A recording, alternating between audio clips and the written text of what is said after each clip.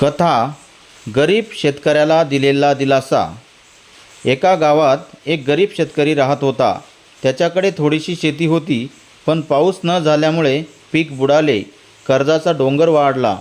शेतकरी खूप चिंतेत पडला आणि मनोमन म्हणू लागला, देवा, आता माझं काय होईल? माझ्या लेकरांना मी अन्न तरी कुठून देऊ?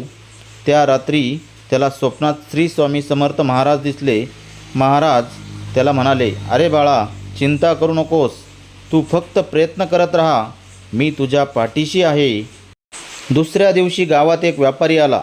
त्याला शेतकऱ्याच्या प्रामाणिकपणाची माहिती होती. त्याने शेतकऱ्याला नोकरी दिली. शेतकऱ्याचा संसार चालू लागला. काही दिवसांनी शेतातही भरपूर पीक आलं. शेतकरी आनंदाने महाराजांच्या वटवृक्षाजवळ जाऊन नम्रपणे म्हणाला, महाराज, तुमच्या कृपेशिवाय हे शक्य नव्हतं.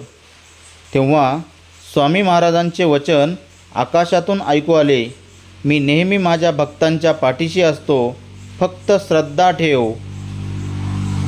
या कथेतून शिकवण, श्रद्धा आणि संयम ठेवला तर संकट कितीही मोठं असलं तरीही स्वामी समर्थ महाराज नक्की मार्ग दाखवतात.